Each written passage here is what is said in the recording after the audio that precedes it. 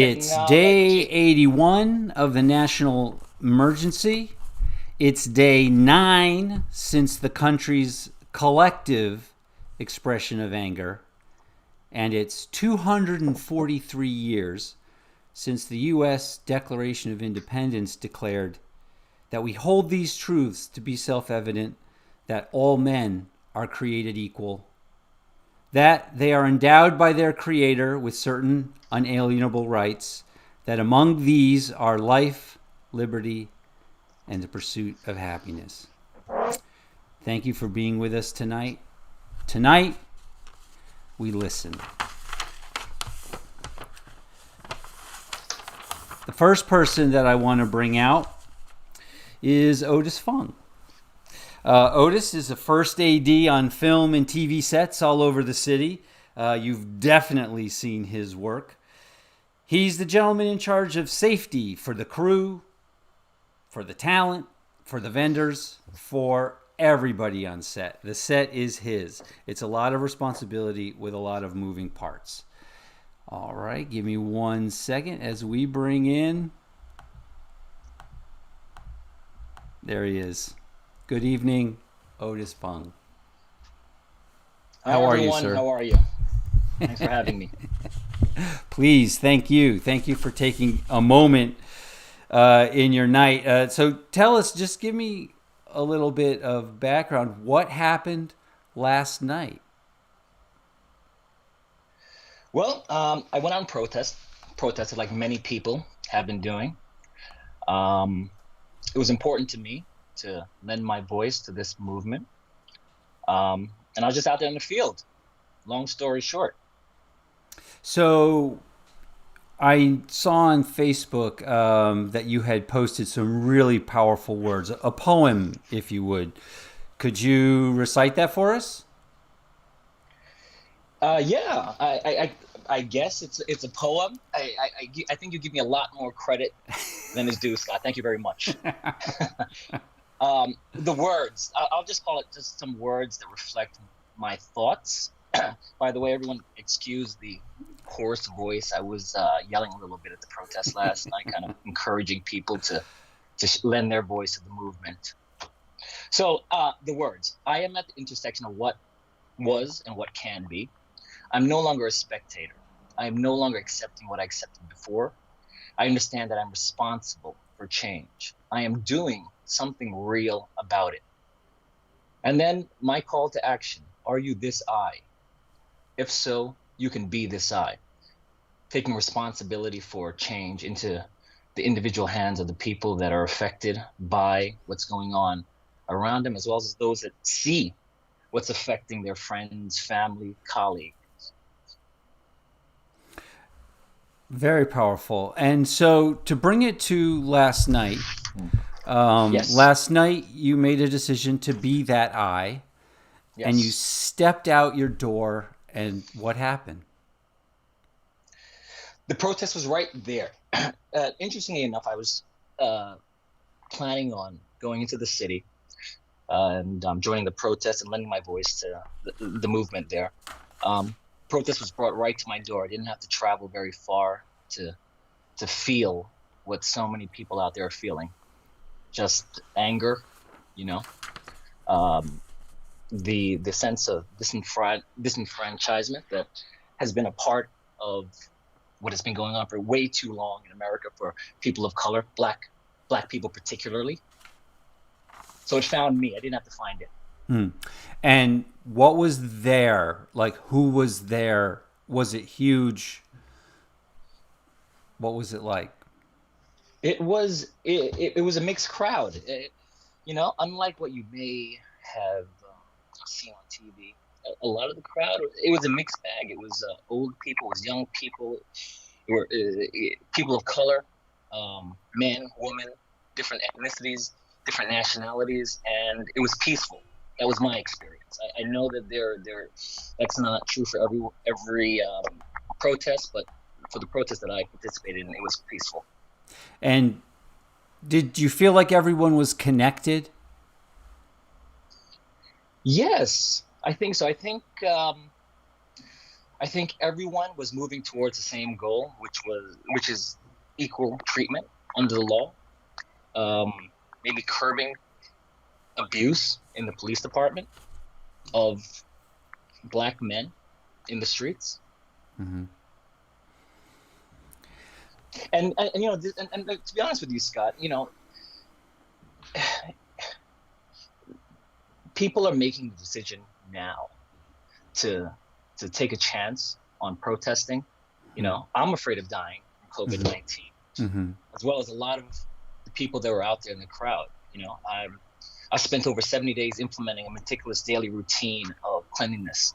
I disinfected package, I wore PPE, and I adhered to social distancing rules. It was important to me that I protect my health, not only for myself, but also for the safety of family, friends, colleagues who um, I would encounter after the pause. Mm-hmm.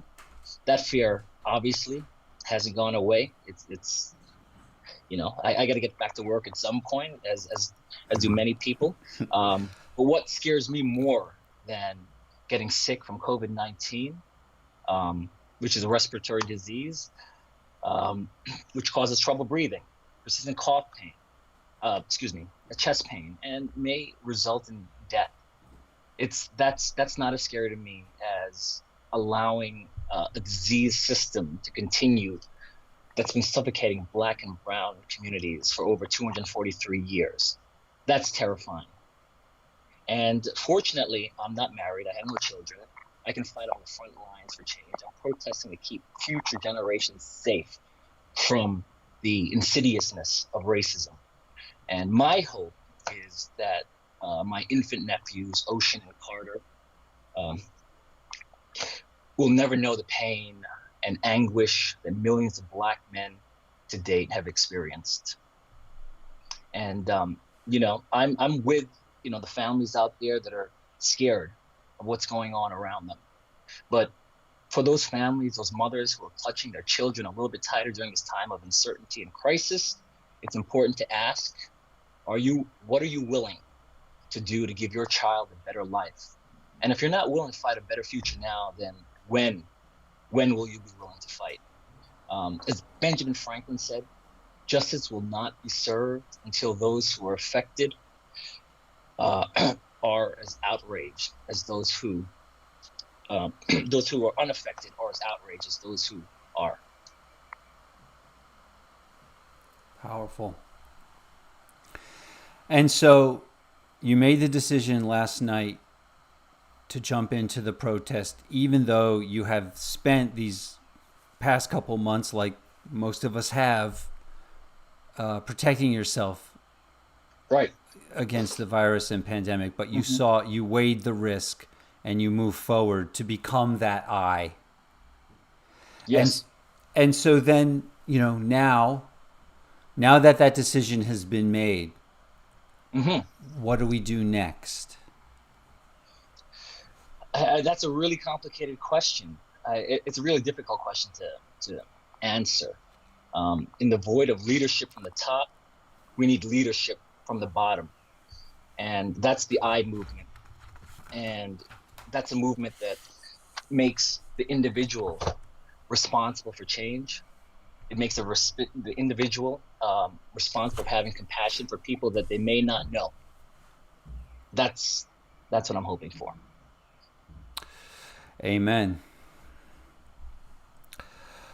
All right, Otis, thank you very much for taking a moment in this crazy time and just giving us a dispatch, just letting us know where you're at. Thank you so much, Scott, for having me. These are unprecedented times, and I think we're going to get through it as a people and as a country. I Yeah, believe in us. yeah, I do as well. Thank you. Be safe. And yeah, we'll talk soon. We'll check in again. Thank you, Scott. Take care, All right, everybody. Thank you so Otis. much for having me. Thank you, brother.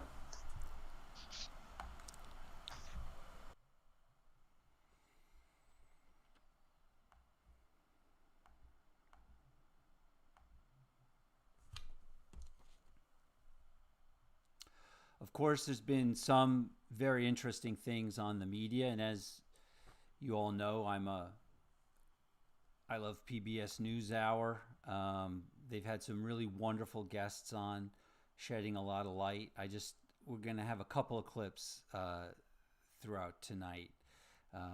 Just want to start with this.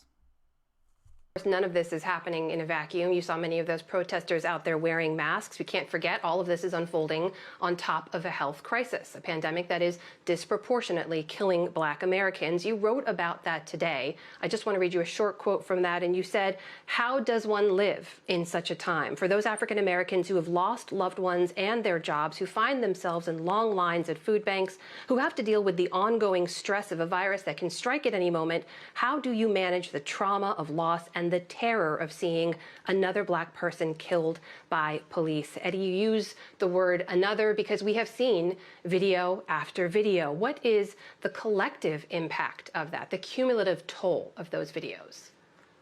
Oh my God. I mean, for those of us who have to watch it and then we have to worry about our children and our brothers and sisters and our uncles and aunts and our friends, right? It increases the levels of stress and worry and concern.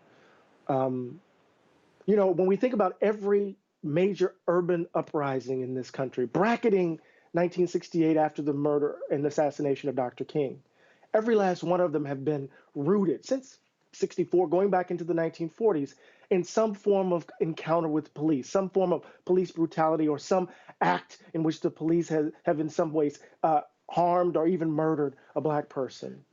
So here we are in the moment in which we're dealing with a global pandemic, trying to figure out how to live under these conditions. And we still have to deal with the fact that our children, that our family members, that our friends can be murdered by the police. It makes living hard. It makes it difficult in a moment that's already difficult and hard. Powerful words. Okay. Meredith Gordon, he's been on the show, what I would say is about 1 billion times. It's always a pleasure to have him. And tonight we're going to talk about his blog and some of the writing that he's done to address this current moment. Hello, Meredith. How you doing? Good. Under the circumstances. Weird times. I was just listening to Otis and his stories about being at the protests, and obviously I'm here in my house, but literally as we speak, part of my mind is I have 2 nieces who live here in Atlanta, and they were planning on being at the protest. I think one of them went with her boyfriend, so I'm concerned. I want them to be there, and I want their voice to be heard, but I'm also concerned for their safety and for the safety of everyone there as they do that. So I wish them well, and I wish them a safe return. So that's kind of what's happening here. And some of your concern from the blog post, that I read, your blog is amazing and getting amazinger. Your concern is from personal experience. Well, yeah. I mean, and I think, and I also just have to say that my concern, as you said, is from personal experience. I think if you ask most African American people, they'll have a similar story or a version of something like this in some way. As you said, I wrote about this on my blog at squeezetheclown.com, and this was several weeks. Well, the incident happened several years ago, and I've kind of touched on it as I've mentioned several other things. But long story short, is I was walking in my neighborhood 6 or 7 years ago, and I had a coffee mug in my hand. It was like 5 a.m, and a neighbor passed by. I learned this later. A neighbor passed by, saw my mug, thought it was a gun, or just thought that I looked suspicious, and called the cops. And fortunately for me that day, and this was before the days of, this has been happening forever, but the most recent spike in incidences of Eric Garner and the other ones that we've seen. Eric Garner is one of the more earlier ones from several years ago. The cops, for me, that day were professional and polite. They rushed up on me. There was 3 of them. And they pretty quickly saw that my mug was a mug and they looked around, and I was like, what's up? Because I didn't know what was going on. And then they said, well, someone called because they saw someone that looked suspicious. The reason it was somewhat ironic is that I was literally walking in my neighborhood, like less than a mile from my house. Wow. And I had walked by like 20 people that morning. This was, people exercising, mostly for the most part, boot camps and other folks just out jogging and running like I was doing earlier today. So it kind of ties into the story. One of the things we had mentioned earlier was the story of obviously of George Floyd, but also the woman in the park who had the incident. Amy Cooper. And Amy Cooper, yes, in the park, who had the little argument, about her dog not being on a leash. But and I think one of the things, kind of touching on one of the things that Otis was mentioning, is that instead of simply seeing him as a person and kind of going, you know what, I'm kind of breaking the rules, I'm kind of getting by a little bit, let me just put my dog on the leash and I'll just go on about my day. But instead of doing that, she literally picked up her phone in a frantic voice and got a little urgent and said her life was being threatened. And the irony is that call could have very easily had threatened the other gentleman, whose name was also Cooper, could have threatened his life in the same way that it doesn't take much, and we only need to look at George Floyd to see what could so easily happen. And so I think it's very important, and I applaud Otis and the other folks out there, my nieces who are out there, and their friends and cohorts who are letting their voice be heard. Like I said, I wish them the best. I've literally been sick over the past 4 or 5 days with vertigo, unrelated to all the other stuff. Although it's kind of yeah. But yeah, I wish them the best. And as you mentioned in the other blog post the last one that I wrote, the last thing I kind of touched on was a quote by Brian Stevenson, who founded the National, I'm reading this, the National Museum for Peace and Justice in Montgomery. And one of his quotes is, each of us is more than the worst thing we've ever done. And he does a lot of defense work and work for people in prison, many of whom have done bad things, some who may or not, may have just gotten caught up into the system. But as I think of that quote, I think of America, and I think about what America has done, and can America be better than the worst thing it's ever done? Can we as Americans make America better? And that's my hope for those protesting. And but thank you for you kind of like opening up the space for that. As we were speaking earlier about how both my blog and your show, we're essentially entertainment guys, among other things. And and that's what we do. But I think at times, it's like, the elephant in the room, and the reality that we're dealing with kind of guides us into these things. And I think it's important to kind of touch on that. Yeah, and I think we both acknowledge that the folks who are out there, as much as we hope, and pray for them to be well, they're also doing the very important work of helping us become a country that is better than our worst moments.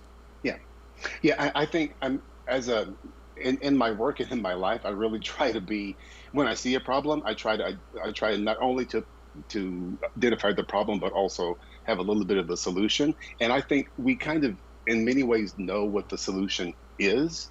But this is a little slight tangent. I think of Colin Kaepernick.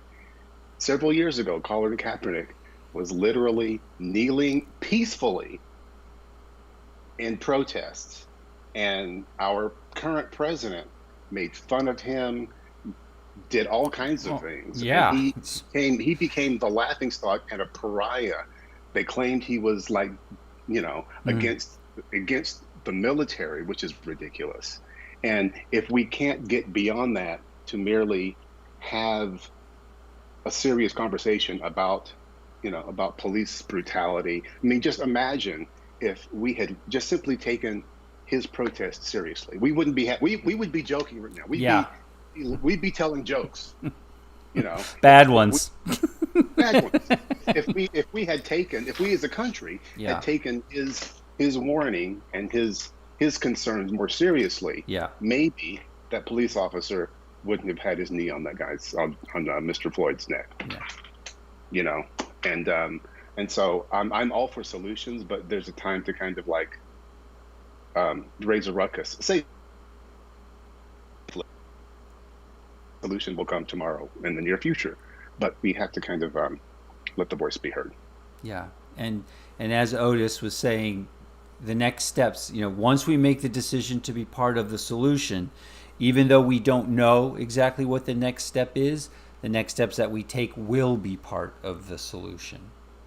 Yeah, and I think part of it too is it's refreshing to see so many people on social media and other places kind of waking up to the agenda, or to the, if not agenda, to the issue. And hopefully more of those people will remain in the conversation as we take that next step, next step to addressing, more serious policy concerns about how police do their job and how people interact in a way that can make all of us safe and all of us can prosper. Yeah. Yeah. Well said, sir. Waka waka waka. Yeah. Well, hopefully we'll be getting back to our bad jokes soon. Exactly. Thank you, Meredith. Be safe. We're going to watch a clip of the Governor Cuomo today, and he listed out some things that would be, on a governmental, these next steps that we should be pushing for. Thank you for having me. All right, sir. Be safe. I love you. Be safe. Be safe. All right.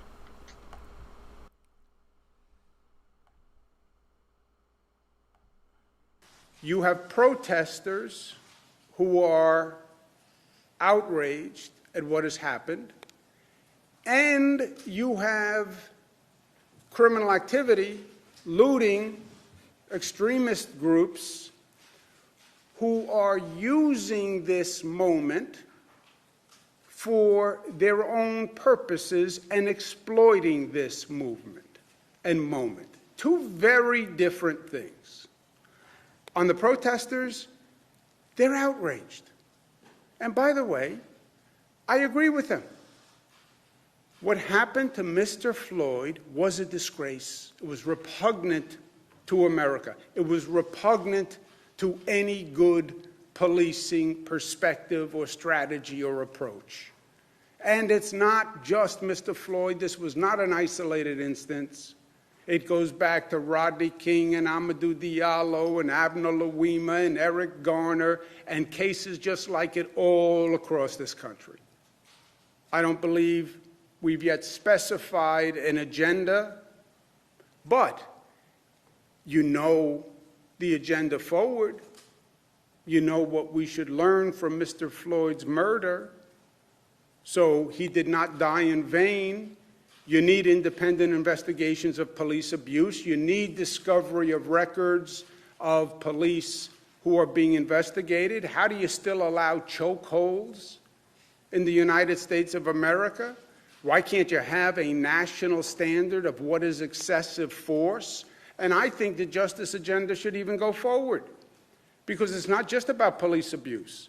There's injustice in housing, there's injustice in health care, there's injustice in unemployment, there's injustice in income distribution, there's injustice in education.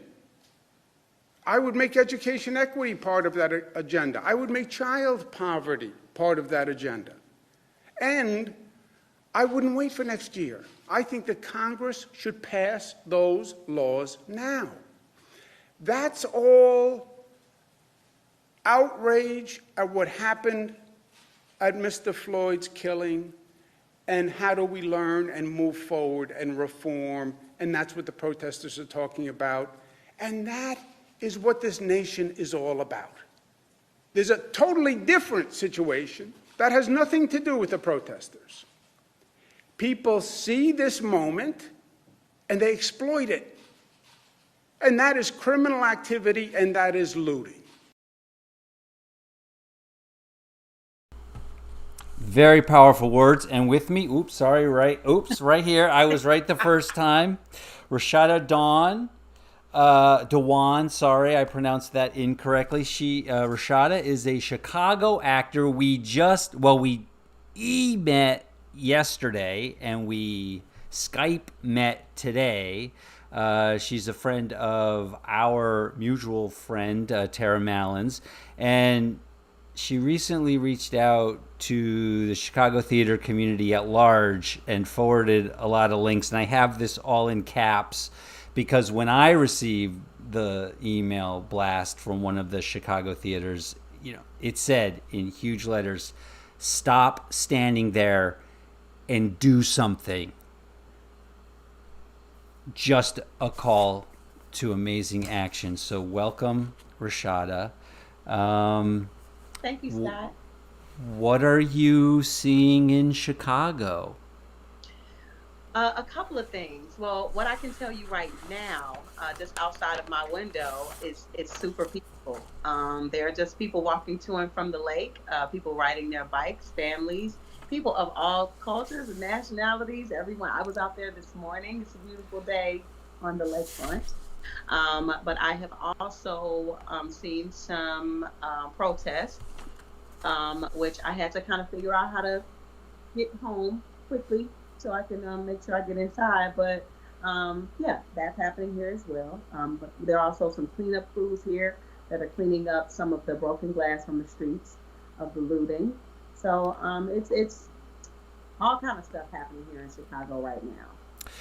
And Rashada, you reached out to the Chicago theater community specifically. When did you become a part of that community? Well, I started acting primarily just becoming an actress without like kind of doing it on the side in 2011. I've been a member of Actors Equity since 2011. I toured with The Lion King for 4 years. I came home and just hit the ground running in Chicago theater and haven't looked back. So that's it. When did you start performing? So I started singing actually in church. I started dancing at the Southside YMCA. Took ballet there, really just up the street from me now. My dad put me in a ballet class. But singing, school talent shows, and church. That's where I started. And that had to be maybe around 8 or 9 years old. Mm-hmm. And the Chicago theater community, in relation to this moment now that we're seeing the whole country express this rage and anger and disappointment. How do you feel that the Chicago theater community just feels in general? Well, I think there's still a lot of feelings out there. I think I'm really proud personally of a lot of our artistic directors that responded to my email. I literally just decided I didn't want to make anything public. I didn't want to do just a post kind of like in general. I wanted to specifically speak to people who have hired me and who I have auditioned for, and just literally ask them to connect with them on a very human level. Hey, look, we really would appreciate your voice, love, and support. We want to be seen, heard, felt, understood. Can you publicly say that? I think that matters right now. And I'm really surprised at the amount of love that I received and that they just put out, even people who I didn't ask, but it just kind of like started to spread. And theaters literally came on and just started to say something. Now, I have to say, all have not. But we were able to openly at least talk about how all of the parties involved have to give approval for an organization to support something. So a lot of people were saying their board was still, some people hadn't responded, some people were feeling a kind of way. And I'm like, that's something for us to know. Thank you for at least sharing that. So we can know it's not just one person. It's not just the person that we see. It's several people behind the scenes that have to approve support. So those that did speak, I'm like, that means everyone from the beginning all the way to, from this line to this line, have all said, do this. And that matters. And now knowing that, how does that inform moving forward? Well, for me, the reason why I asked is because I think when an organization can come out of the shadows, maybe that has been quiet in the past, to say we openly support and encourage equity, and not equity, but equality and humanity for Black people, I think that's a ripple effect into how that plays out in who you hire. I think it plays out in the kind of shows that you put on. It plays out in now who you staff, also who you employ in your leadership, and who's on your board. Because it's not just about putting up our shows. Yes, Black people for years have sang and danced, but where are the roles that impact the full decisions being made for the year, for the calendar? We need to start having some voice there too. And so I think it starts the conversation. And I gotta say, some of my counterparts may feel like they've been known that we wanted this. So speaking out is like, but where's the action? Well, it puts us in a better position to hold them accountable for what they're saying. And that's my personal take on it. And do you feel it's the same for people? Do you feel, because it sounded to me like you were kind of, drawing a line or saying when an entity, when a group of people, when a theater can say this, that's a reflection. Do you feel like it's the same thing with individuals? No, because we all come from different places and different experiences, every last one of us. And just like those individual artistic directors spoke out, that doesn't necessarily reflect all of the people that they work with. So everyone has some special, unique connection to how they feel about this. What I will say is, I feel like there are two types of people that we're dealing with specifically. Those of us who really want to heal, and those of us who just want to share how hurt they are. And both have value, but some are invested in doing different types of work. You know what I mean? Mm-hmm. And so I think just acknowledging that both sides exist, but there might be two separate agendas going on here, and we still got to work that out as to how we come together to figure out what's the end game, if there even is one. Yeah. And has this particular incident, because we've all been through a lot of incidents, just in our lifetimes, and we all know the history, and then going back the 243 years of the country, has something changed in you in this moment that caused you to wake up in the morning and say, I need to communicate with these groups right now? Yeah, I got less angry. Before, this is not the first time I've spoken out about injustices that I've seen or felt, but I started to widen my perspective and get an understanding of what the people who might not know what to say, how they might be feeling. This is what informed how I communicated my desires or feelings to those peers. So I decided, and people ask me, Rashada, what did you say? Well, I didn't come with anger. I didn't come with judgment. I didn't come with an expectation or a disappointment. I just came with, hey, can you do this? We'd like for you to do this. We'd like for you to recognize, stand with us as we collectively actually be treated as humans. And I think who couldn't agree with that? And so I think when you are hurting, you talk different. I think when you don't feel heard, your actions are different. I wasn't there. I felt like I've been hurt before, I've been angry before, and let's try something different, because the other way didn't get me the results that I really, really wanted. Yeah. Wow. Very powerful.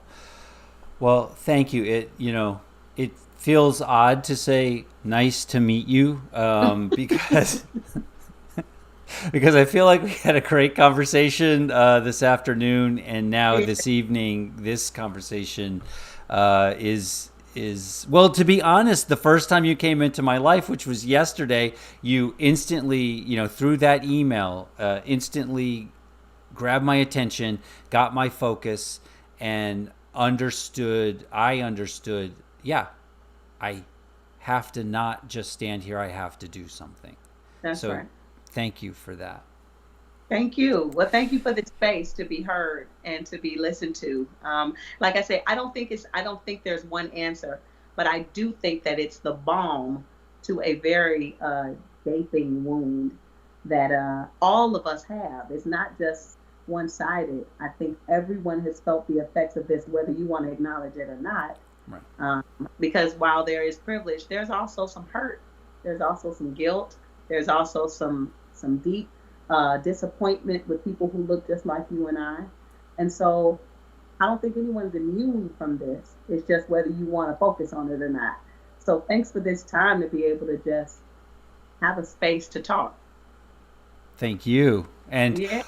hopefully, we will all proceed through these next coming days and weeks, and then we'll get back to hopefully being able to bring back. We talked a little bit about silliness earlier. We'll maybe bring back some entertaining things as well.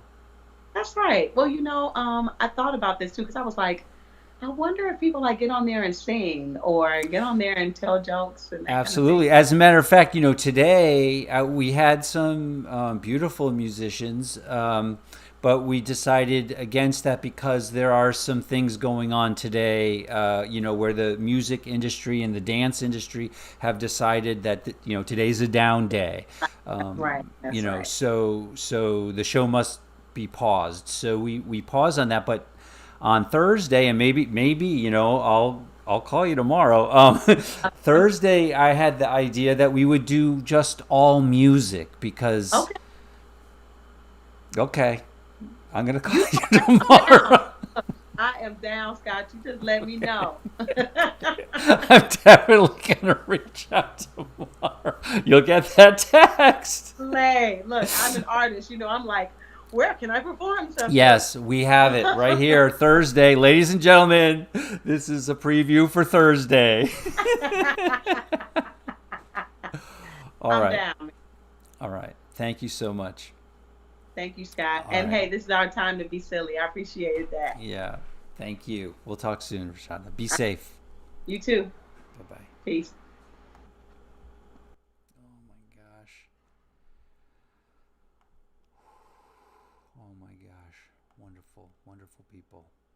Okay. One more bit from PBS News Hour the other day.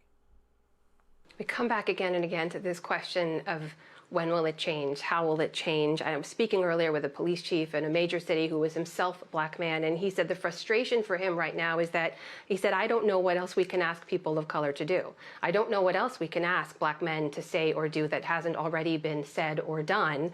And until the people who aren't affected are as outraged as the people who are, nothing will change. Do you agree with that? I understand it. I don't think we can wait on those who are invested in an idea of whiteness to change. If we do that, we're going to lose another generation. Those who are invested in an idea of America as a white nation in the vein of old Europe cling to those commitments. And in the interim, we keep losing people. Those of us who've learned the lessons of our history, those of us who want to imagine America differently, we have to start building a world where those kinds of beliefs have no quarter to breathe. Vice President Biden needed to say, what we need to do is hold police accountable. What we need to do is decriminalize, right? A whole host of actions that force these encounters. We need to change the way police see black men and women, right? Which is rooted in a deep cultural ethos. We need to address the fundamental underlying conditions of resource-deprived communities where people don't have a living wage, where they don't have decent education, where they don't have decent housing. All of this is rooted in this belief that America is a white nation. If we have to wait on those folk who are committed to that, America will continue to be this ugly place. So I believe in my heart of hearts that you and I and those of us who are committed to a more just America, a new America, we have to get about the business of building it. Now, COVID has changed everything, We can't go back to what was. We can't allow people to double down on their ugly commitments. We have to finally muster the courage to build a new America, or this thing will go to hell. That's a bit melodramatic, but I hope you get the point.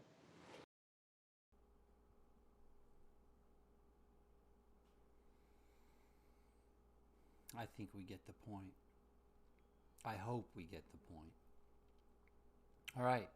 Thank you for being with us tonight.